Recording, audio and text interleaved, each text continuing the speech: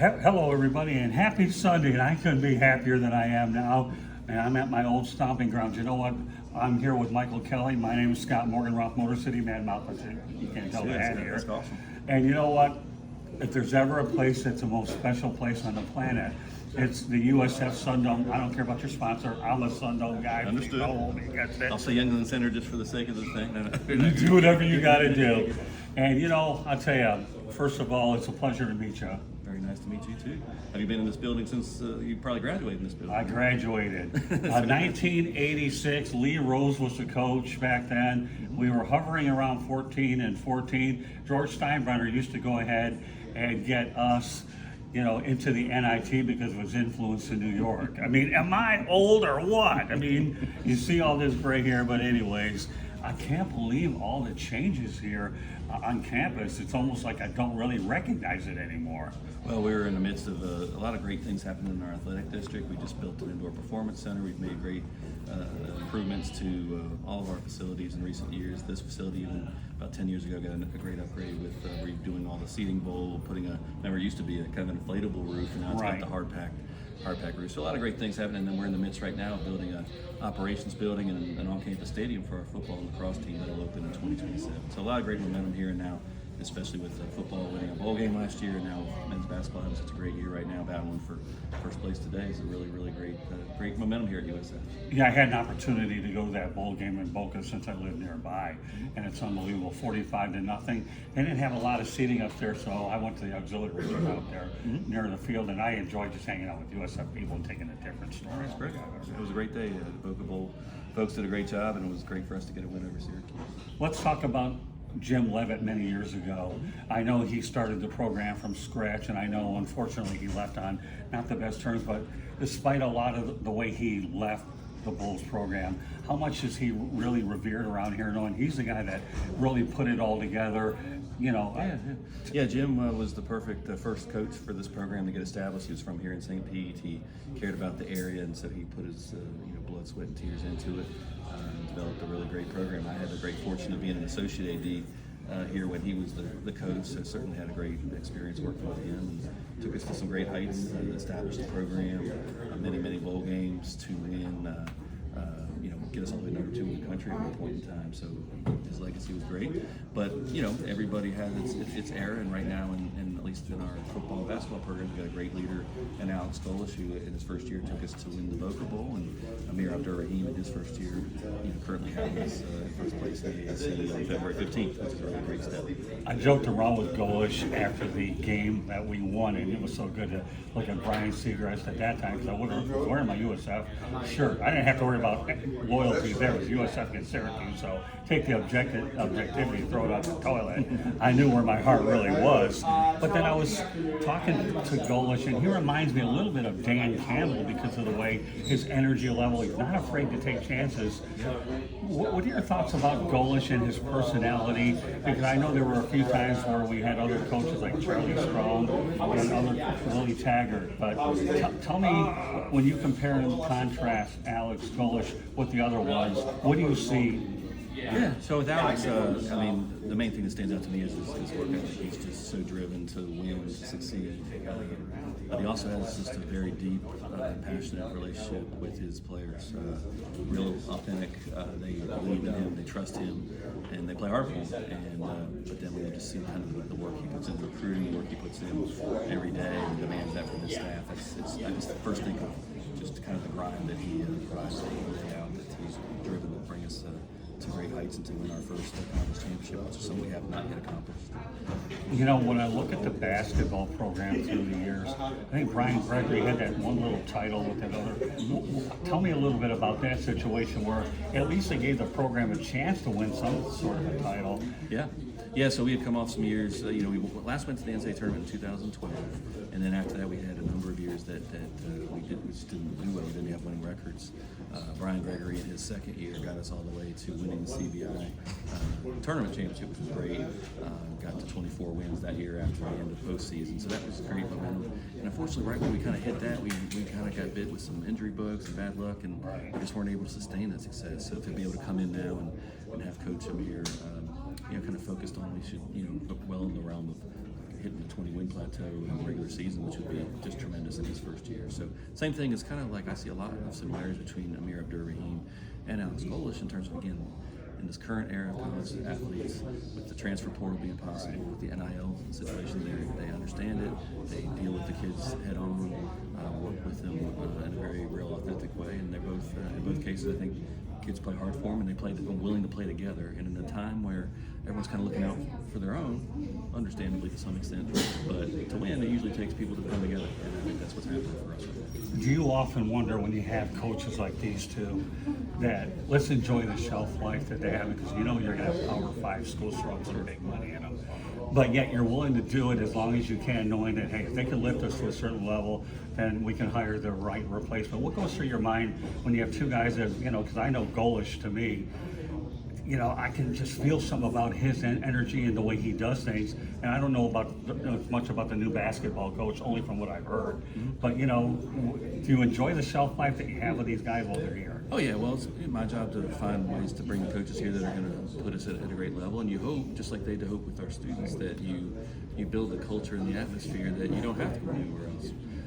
But again, if opportunities come that just really come in the line of no-brainers, you'll deal with it at the time. But right now, we collectively are just really focused on building just a great culture, a great student-athlete experience, and a culture of winning. And if you have the ability to win conference championships, to win national championships, or compete for them, that's what you want. If you can do that, hey, you're in Tampa Bay, you're at an AAU institution like USF. The grass really is greener here, so we want to make it a destination place in itself. And I think they're approaching it that way, and that's what you have to do. You never know what the future can hold, but in the meantime, let's be the man where you stand, plant, grow where you're planted, and I think that's what they're focused on doing right now. Let's talk about the logistics of playing at Raymond James Stadium. You know, obviously worked out well when you brought in Alabama, fill out the place with 60,000. Sure. And tell me what it's been like to play at Raymond James Stadium, and then we'll take a peek into the future about what the on-campus stadium is going to be like. Yeah, Raymond James has been a great home for us. I mean, for our 26 years of playing football, we either played in Sombrero or at Raymond James Stadium, and for our fans, you're playing, and for the players, you're playing at an NFL stadium. You got great amenities, you got great scoreboards, everything you'd ever want, and it's served us well. But obviously, with a few exceptions, we don't need something quite that big day in day out. We need it for Alabama, we needed it for Florida 2 years ago. We'll need it for Miami next year when we host them. But for the most part, when we can look at our 26 years of history and kind of see, hey, we're usually in that 30 to 40,000 range. Let's make that really intimate. Let's make that branded for us. And that's what we're kind of theming our whole effort on the stadium, is kind of by USF for USF. We're grateful for Raymond James. We know it's great. But this will be on campus. It'll be green seats instead of red. It'll be really focused on the student kind of experience. They can walk to it. And we just know it's going to be a great tool of engagement for the whole university, similar to alums like yourself to now come. When they come, it's cool to go to Raymond James, but you can do that for the Bucks, right? Now when you come to our on-campus stadium, you're back on campus and you see where you used to live and you engage with people, and it's kind of just a little bit more what the college experience should be like. Well, I stayed at Fontana Hall, and I had some unbelievable memories there. Yeah, and I have a few more questions I want to make sure I get to. Obviously, losing the University of Central Florida, you lost a good rivalry to the Big 12. How much have you guys missed playing the University of Central Florida, which will lead me to my next question?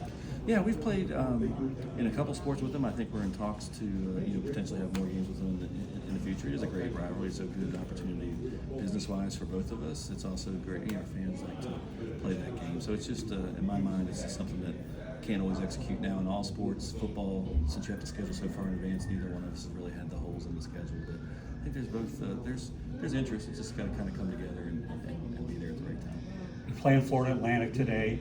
Do you feel that Florida Atlantic, okay, Mike, is going to, I hate to say replace Central Florida, but you now have begun to develop a new rivalry with Florida Atlantic. When you think about the logistics of it, we have the Tampa Bay Lightning, Florida Panthers, Dolphins, Bucks, and the list goes on. But now you have USF against FAU, so it's almost like the South Florida versus Tampa Bay area, only at a different level. Do you think that FAU is capable of being the rival that we know that it probably can be in the state that will stimulate USF and FAU? Yeah, well, while we haven't really looked to set up any more manufactured rivalry or anything like the Cup or anything like that, but the reality is, we were very supportive of FAU being admitted into the league. They've invested heavily into their programs. I think Brian White's done a tremendous job as the athletic director there.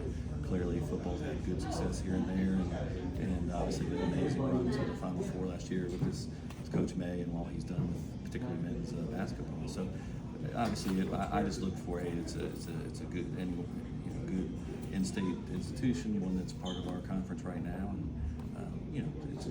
rivalries kind of have to grow organically, in my opinion, and there's a lot of good ball being played right now, so we'll see what happens even today. Well, talk about your baseball program. I know I haven't talked about that a lot, but how do you like where your baseball program is at this point? I remember Robin Roberts, Eddie Cartieri, and a lot of those people, Carolyn Correa, I talked to, but your baseball program, obviously, to me, doesn't get as much recognition as it should. You got a new stadium, as I understand. Yeah, our stadium's relatively new. It's extremely well done. We have a handful of pitchers in the major leagues right now, which we're proud of. And just 3 years ago, we were able to go all the way to not only win the American, but to beat Florida and Miami at the Florida Regional, and then all the way to the Super Regional, which we're the only team in the state besides Florida that's been to the Super Regional in the last 5 years. So we're proud of it. We hope to get back to that level again, but the history's proven that we can. Well, Leroy Selman obviously will be a person that will be synonymous with what he's done. Does the legacy of Leroy Selman here always stand here with the University of South Florida? Absolutely. I mean, when I was an associate AD here 20 years ago, I was Leroy's first hire. So when I came back to be the AD here, it was personal for me to remember some of the things that he and many others had in mind, things that we had talked about. And so it's kind of a personal thing to be back here. And yes, our main heartbeat of our athletic district is the Leroy Selman Athletic Center. He has a program that he and his wife established called the Selman Mentoring Institute, which hits all of our student athletes. So the Selman legacy is real and strong and will continue. And we'll end it on this note, obviously. When I remember homecoming at the University of South Florida at the Sun Dome, and now it's just hard to believe in my mind being an alum. And I am, folks, I'm a proud alum. Homecoming, Lee Rose is the coach in this very building. I mean, that's what we had to deal with then, but now the homecoming, how strong is it homecoming here, knowing, especially not only are you going to get the on-campus stadium, but you have it over at Raymond James. Yeah, homecoming is always a big deal, even when we are at Raymond James. We have great festivities all week long here on campus, but we look at even our spring game, which we hold here on campus in Corbett Stadium, kind of becomes kind of our spring homecoming. Right. And it's all, and then it all leads into what, as you said, when we build this on-campus stadium, which will open in the fall of 2027, then homecoming really is, you're actually planting yourself back on campus, and we're really excited about that. So again, our on-campus stadium is not just about athletics. We know it's just the next evolution to help the engagement for another injection of student life for the current students, and just a big source of pride to bring students like yourself, alums like yourself back, kind of enjoy everything here on campus. Well, if you ever got in Alabama, or have you ever thought about scheduling Michigan at all at some point down the road, would you ever take them to Raymond James Stadium if you had to, or would you just bring them to the on-campus stadium? Yeah, and all likelihood we'd probably stay on campus because it creates that atmosphere, and we've invested so much money as a university and as a donor base to build this thing, so it's kind of, you can always look at circumstances where it might, but we know, for instance, we've got Notre Dame scheduled to be here in the new stadium in 2030, and so a lot of big games that are coming up, so we're excited. All right, well, everybody, this is Fire of Florida. My name is Scott Morganroth, Motor City Man-Mouth. Pleased to be back home, and I mean literally and figuratively with the ring. Athletic Director Michael Kelly is pleased to join us. I have a book out there just released, Lessons from the Microphone. When the part 2 version comes out, Michael Kelly, my athletic director, because I'm still going to say it, I don't care what anybody says, forget objectivity today, will be in it. But thank you very much for spending the time. Our website's www.southfloridatribune.com, at Twitter at Tribune South. But please go with Lessons from the Microphone. Can be purchased on Amazon and Kindle. Michael, I want to thank you very much for joining me, and thanks for making it along happy, and this has been a day I've waited a long time. Thank you so much. I appreciate it. Thank you.